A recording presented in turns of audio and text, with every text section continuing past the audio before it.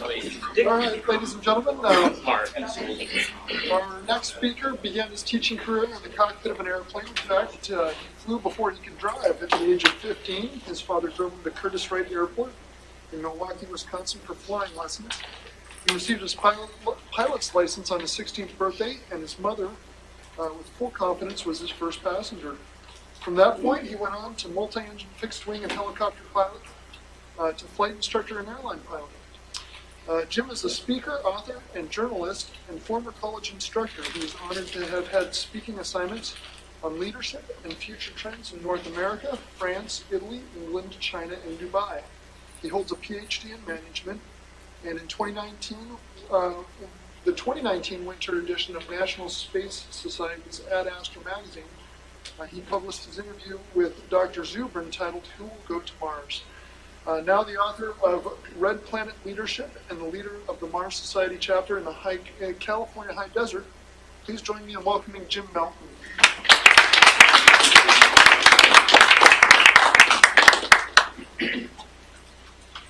And Roger just walked in, above and beyond. Just made it.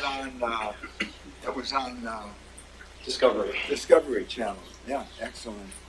Hey, welcome. Interesting. Well, welcome, Anastasia. Both Anastasias, I appreciate it. And Deb, thank you for staying. You've been to one of these before. Irma, thank you for coming back. I appreciate it. I paid attention to what the string that was woven through all of these talks, from Kat to Danny over there, and they all have a similarity. And the consensus I'm getting is we're going to Mars, and I kind of like that idea. Somebody said if I had more time, I'd write you a shorter letter. So I brought Robert Zubrin's book along. Maybe some of you read A Case for Mars. Have you read this one here? Yes. I think it's fascinating. It starts talking a little bit about the Bill of Rights and some of the things on the Bill of Rights with on page 185. He talks about what do we need on the Bill of Rights, and what kind of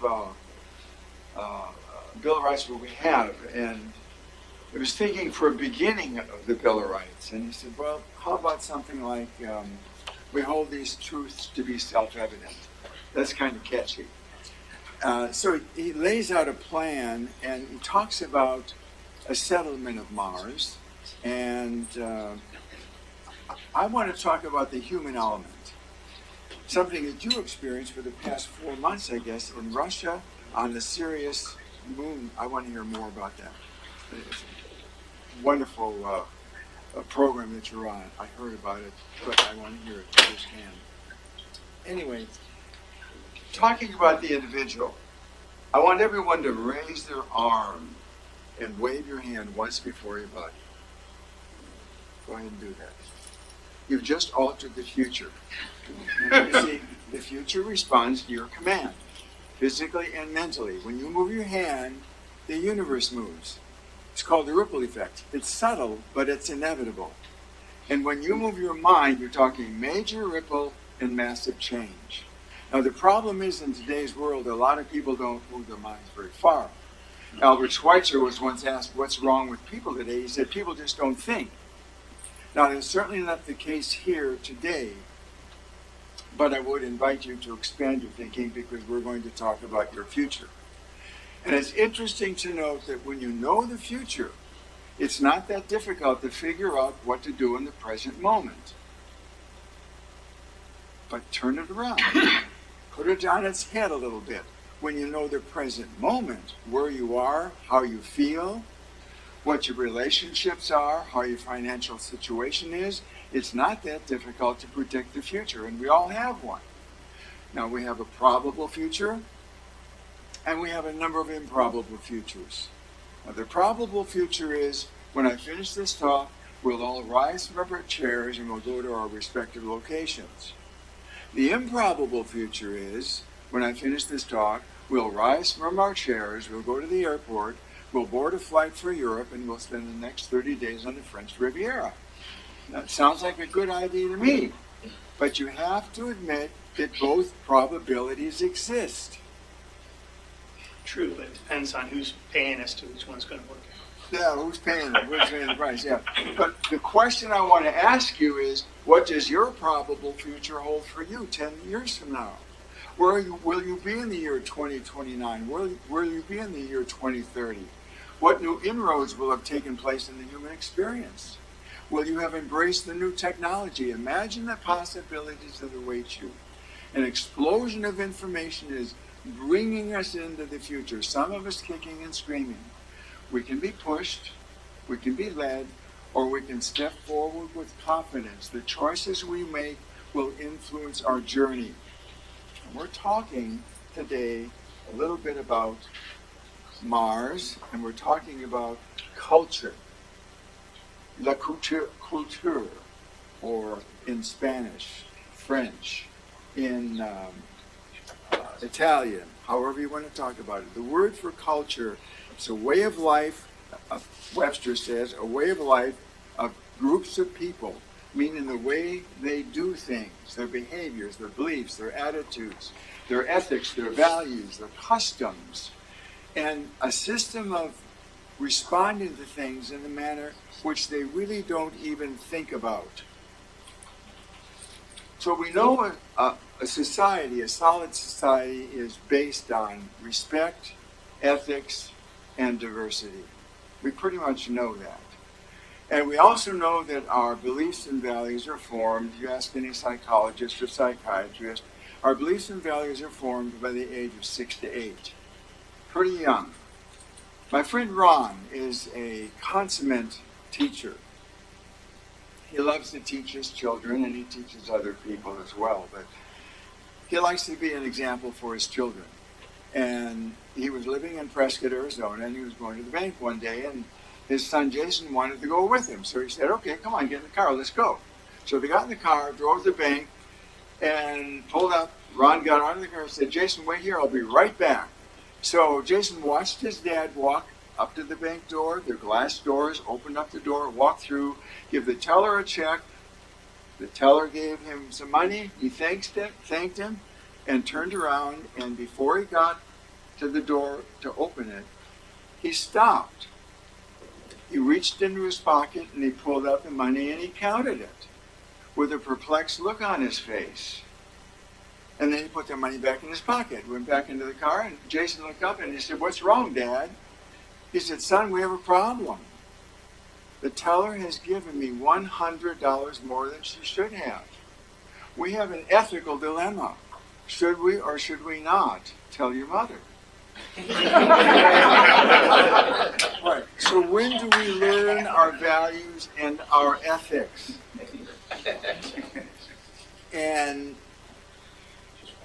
we have to realize that many of us as adults are functioning on ideas and beliefs that we established when we were a child.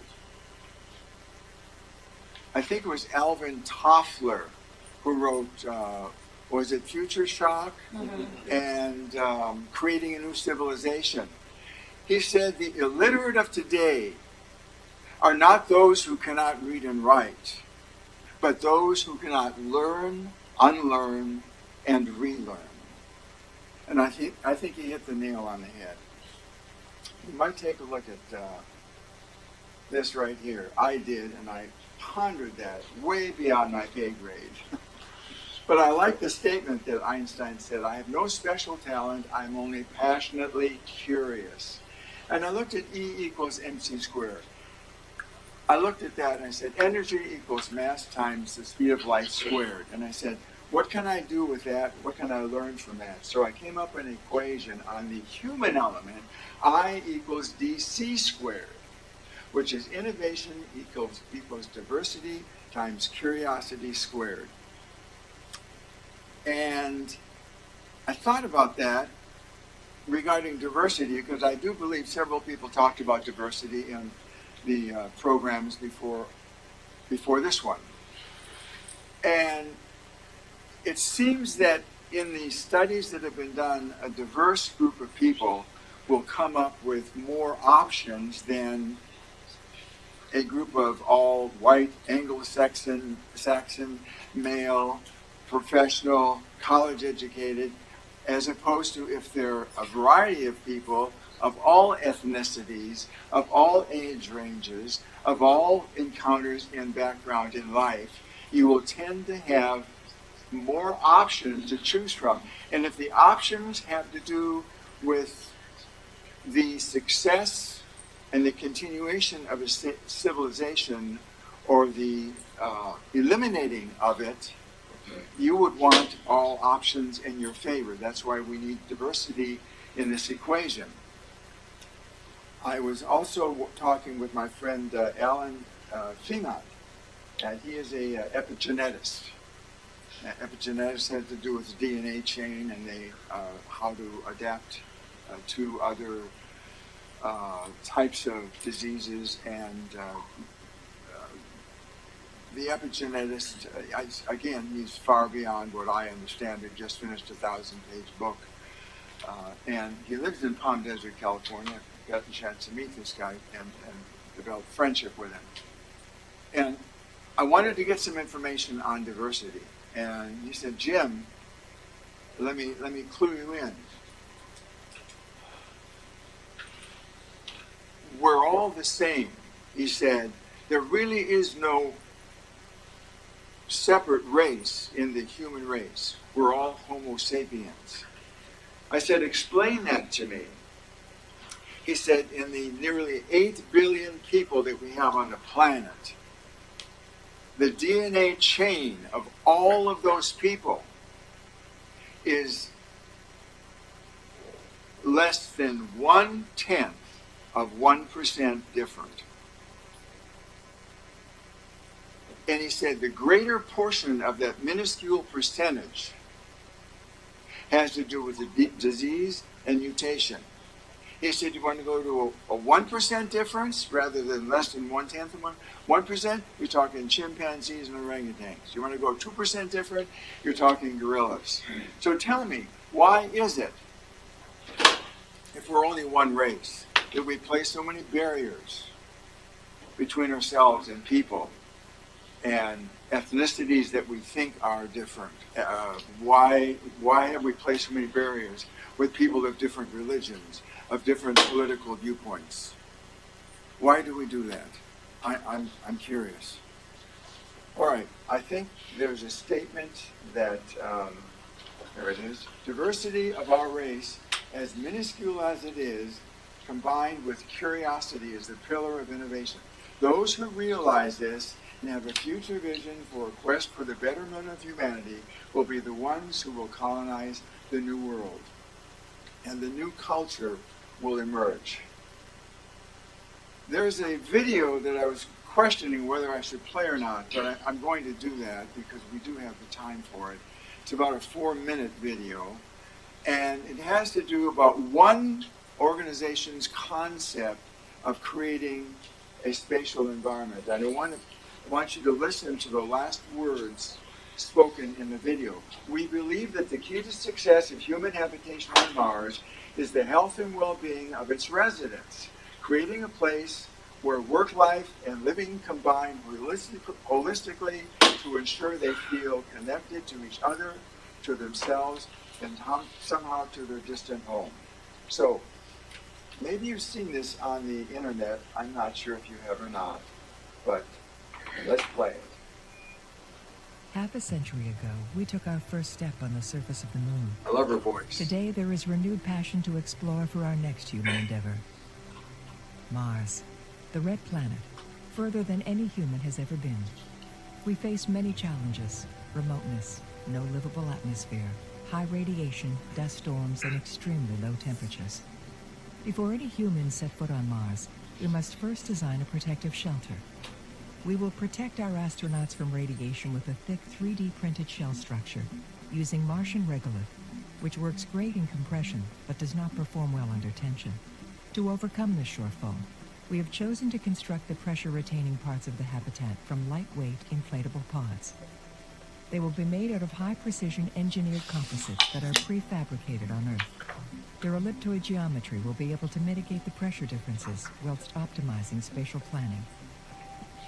To create the base on Mars, we will use a two-phase approach. In Phase 1, an ecosystem of 3D printing robots will arrive months in advance of any human explorer. They will construct the protective shield for the base by adopting a modular robotic swarm strategy, a plan that allows for redundancies and enhances the odds for success. Intelligent autonomous robots will have interchangeable roles, from battery storage to scout rovers, logistics to excavational, and even 3D printing units, all integrated with multiple cameras and sensors for navigation. They can reconfigure themselves for a multitude of purposes, ensuring prolonged usage beyond the initial build phases.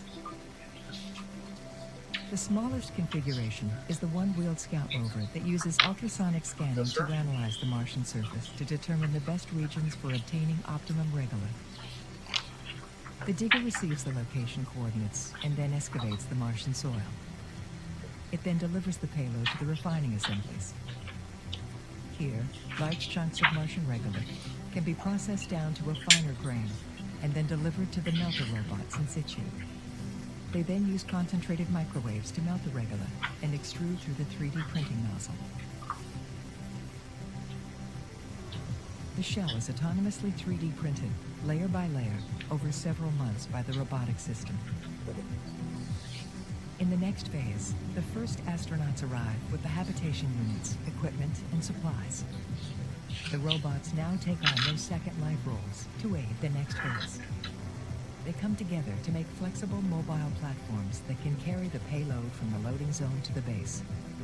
The convoy begins its journey across the Martian surface to the habitat site. The build commences with a connector module placed underneath the protective shield and ready for inflation.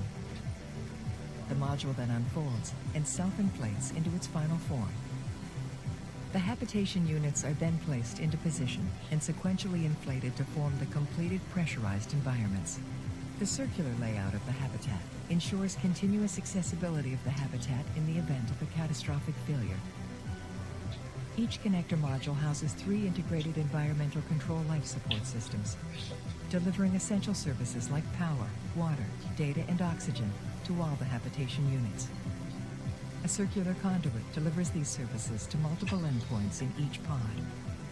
The base will be remotely powered by 2 nuclear kilopower reactors and a solar farm, located a safe distance away from the base. In the next stage, the astronauts will construct and install a flat-pack, rail-based racking system capable of connecting to the distribution system, enabling spaces to reconfigure according to their spatial needs. This modular and radical design principle has been adopted for all the habitat pods, ensuring multi-use, reconfigurable environments. A Martian base should not just be a habitat. It is home for the astronauts. Each pod expresses its own identity, quality, and character. A highly functional design which places the human experience at the core. Spaces include a state-of-the-art research laboratory, a hydroponic greenhouse, a fully equipped workshop with digital fabrication facilities, the sleeping quarters with gym facilities, and immersive virtual reality platform. We believe that the key to success of human habitation on Mars is the health and well-being of its residents. Creating a place where work, life, and living combine holistically to ensure they feel connected to each other, to themselves, and somehow to their distant home.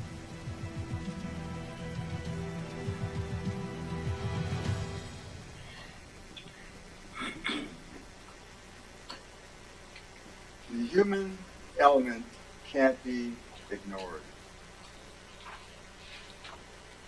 We can have all the technological advancements we can get, but if we, as everyone here spoke about that today, Kat, Danny, and Wilson, and everyone, it's the human element we're talking about that brings this thing all together. James, you did a great job with bringing the mind, theology, ideology, philosophy together, and making the living space, like Matthew was talking about, comfortable by bringing other things into it.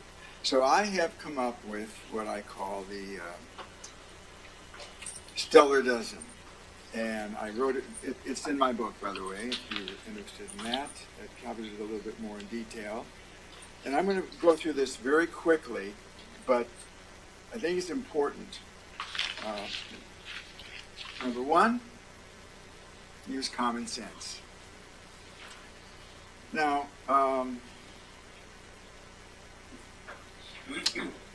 people say things, but we don't always interpret them in the right manner. Kind of like, how many computer programmers are in here? Anyone? No? Okay. One there. Roger, and you'll definitely know what I'm talking about here. So the computer programmer wants to go to the store to get some groceries, and he says, honey, do you need anything at the store? She said, yeah, get a loaf of bread. And if they have eggs, get a dozen. So he goes to the store, does his shopping, brings the groceries back, puts them on the counter, and his wife looks at them and says, honey, why did you get so much bread?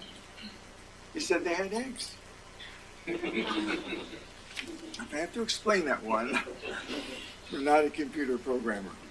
I know you believe you understand what you think I said, but I'm not sure I realize that what you heard is not what I meant. How many watched Elon Musk's rollout of the timeline at Boca Chica with the Starship? Watch it live stream? All right. A couple of things he said there. Because the guy asked him, how in the world are you going to build these ships so fast? And he said, I go on the philosophy that long is wrong and tight is right. He said, the best part is no part, and the best process is no process. It weighs nothing, costs nothing, and it always works. That's where we start. And people always say, why should we be spending so much money going to Mars and studying the moon when we could feed our planet, when we could cure all diseases? Go ahead. But we don't spend that much money. We spend more on dog food than the entire space program. Donnie, that's right. That lack of vision is so short-sighted it could be the demise of our very existence. That's where we're going to get our ideas. That's what we'll be doing to apply. And I looked at his statement, and I by the way, I lost a tooth about a month ago.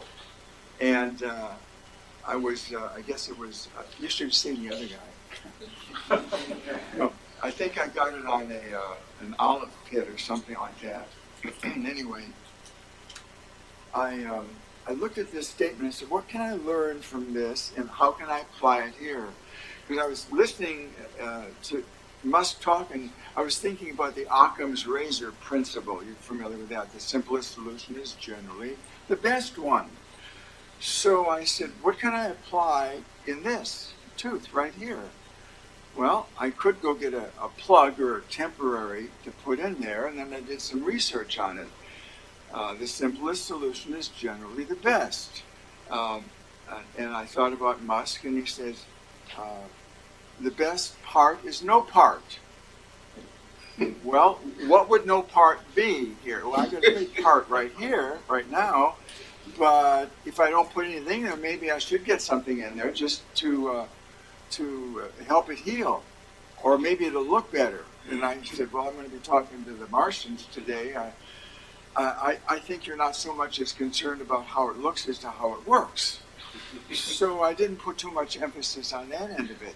And then I realized after calling the dentist, he said, well, you know, Jim, if you don't put a plug in there, it'll probably heal better and faster. And you're going to have an implant. I will have my tooth for Christmas, so that's good. The implant will be coming in December. But I have to have cow bone, which is what they use to graft, to put the implant up in there. And it'll do the healing process better without that. So I did that. What did he say? He said, no part, no process necessary. He said it weighs nothing. Yeah, it doesn't weigh a thing because I don't have it. It costs nothing. Yeah, because I didn't do it. That's good. And it works just fine for me. So that's where I started. I did nothing. So that's the Occam's razor principle. Consider common sense. Consider listening. Listening to what you hear other people feeling. We were born with two ears and one mouth, and very often we get that mixed up. I'm going to move through these rather quickly here. Be patient. Count to 10. Very often words spoken in haste will be regretted later on. So take time for your response, and it's important. These are what I call the stellar dozen, and how you're going to get along on the trip to Mars and on Mars. Breathe deeply. Everyone just sit down and relax and close your eyes for a moment. Take a deep breath. Just do it. Mostly we're very shallow breathers. Fill your lungs with that life-giving oxygen, of which there's very little of that on Mars, but nevertheless we'll grow some. I know we will. My wife, Dana, bless her heart, she's the woman who makes my life the spectacular adventure that it is. Whenever I get up to speak, she says, Jim, don't forget to breathe. So breathing is good. All right. Stop complaining. Complaining doesn't do anything for anyone except promote the problem. Advice, giving advice. My friend Joyo says the only time to give advice ever is never. And that's a good one. My word is my bond. My goodness, that is a good philosophy. My word is my bond. Have you read the Four Agreements? Anyone at all read the Four Agreements by Dan Ruiz? You have read it? Excellent. Make no assumptions. Take nothing personally.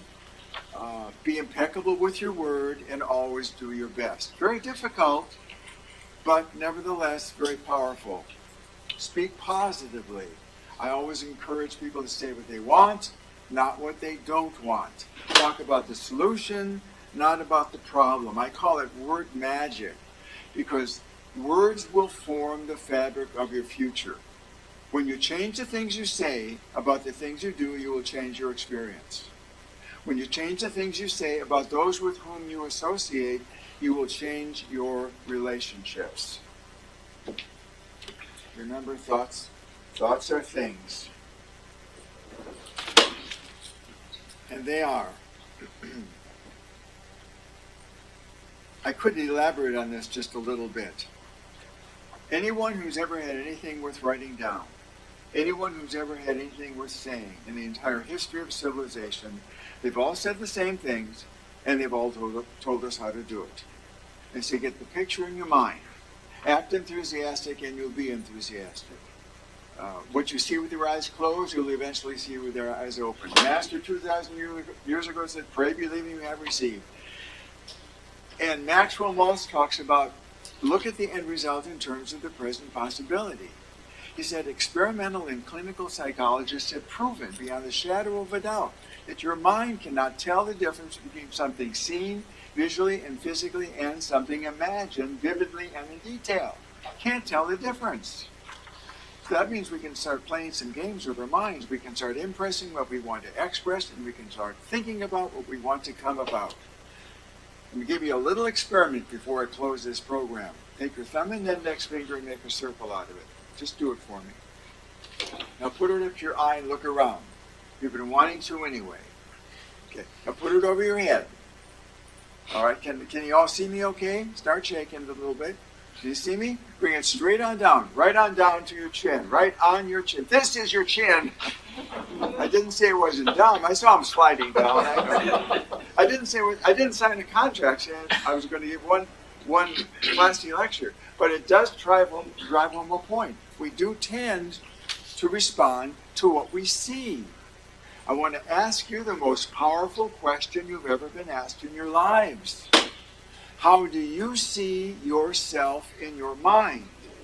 Because the way you see yourself is the way you greet the world, and that is exactly the way the world greets you back, and there's not that much allowance for ignorance. We've got to know what we have inside, and we've got to know how to get it out, especially when we're going to Mars. We're darn sure. All right. This is the principle. Same principle there. Self-image equals performance. Whenever you raise the opinion you have of yourself, you raise the level of your performance. Conversely, Whenever you lower the opinion you have of yourself, you lower the level of your performance. And we don't want to do that. We are in charge. It's called self-image. When you look in the mirror, you know who you are. All right. My friend Tay Taylor worked for Cisco. He said, Jim, life is sixes. I said, what are you talking about? He said, 6 of one, half a dozen of the other. What you put out, you get back. I read something about as you sow, so shall you reap. I mean, it may not come back in kind. It may come back in different kind. Maybe money doesn't bring money, it brings service. But life is sixes. If we could only get that through our heads. How long do we have to be hit over the head? And do it now. Oh my goodness, do it now. Get your DIN degree. We have only a minute, 60 seconds in it. Do it now, do it now, do it now. Deny yourself nothing and delay nothing. Now, to bring this to a close, I want to share a little bit about George Carlin. One of his little skits here. The clean version, by the way. All right. He said, the paradox of our time is that we have taller buildings but shorter tempers. We have wider freeways but narrower viewpoints. We have multiplied our possessions but reduced our values. We talk too much, we love too seldom, and we hate too often. It is a time when we have much in the showroom window but nothing in the stock room. He said, we'll spend upwards of $1,000 a year on the outside of our head and often not a nickel on the inside. I tell you, I think Dr. Zubrin had the right idea. I mean, his passion in his own inimitable style. He says, you ever watch him speak? I mean, he's just so excited. He said, we're going to go to Mars and we're going to do it. And we want to take the best of what we have and leave the worst behind. He said, we can do that. And he's right. We can do that. And we will do that.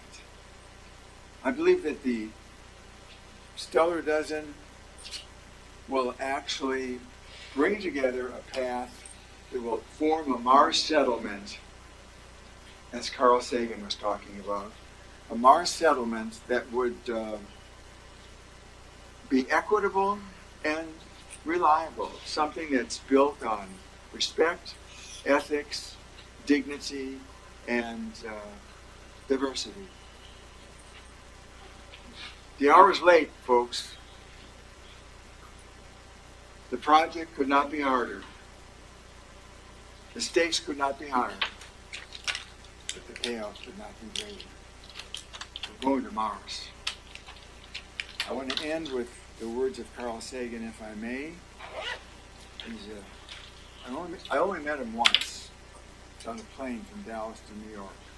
I was sitting next to him. I learned a lot. If you have another 2 minutes and 9 seconds, wherever Carl is, there.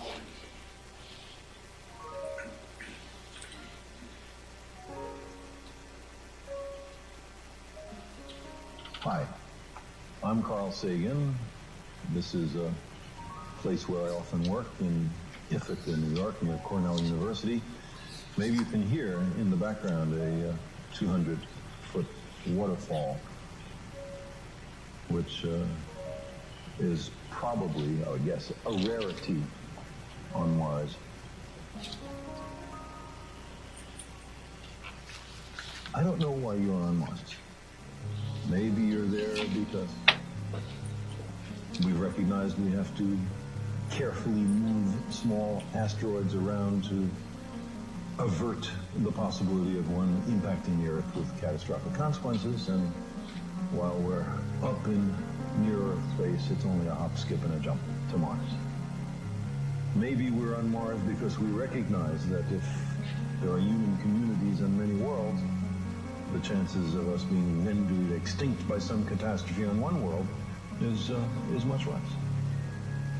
Or maybe we're on Mars because we have to be, because there is a deep pneumatic impulse built into us by the evolutionary process. We come, after all, from hunter-gatherers, and for 99.9% of our tenure on Earth, we've been wanderers. And the next place to wander to is Mars. But whatever the reason you're on Mars is, I'm glad you're there, and I wish I was with you.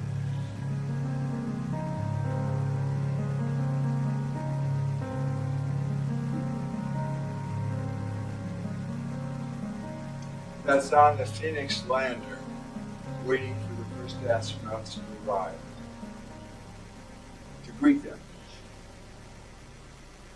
I think it's beautiful.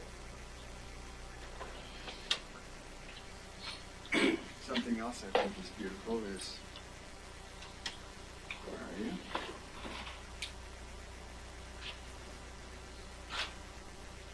There she is.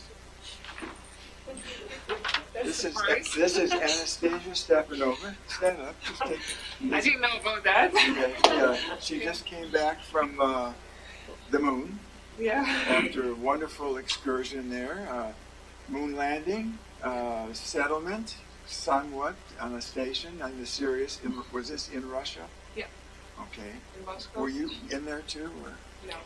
This is another Anastasia, by the way. Just, everybody in Russia is named Anastasia. Okay. So anyway, and she, you were in the MDRS also, weren't you? Yes, you were. So I talk about you in some of my classes. Nothing that you wouldn't be pleased with, I'm sure. So, any questions? Time is basically up. But any thoughts, comments, insights, criticisms? Again. Thank you. And thank you for your talk. How many were here for this? Is it Quintana. Quintana? Were you here for his talk? No, Yeah. It's wonderful. Any thoughts? Any other ideas? Any questions? Nobody? Steph? No, I was just getting ready to clap. Thank you.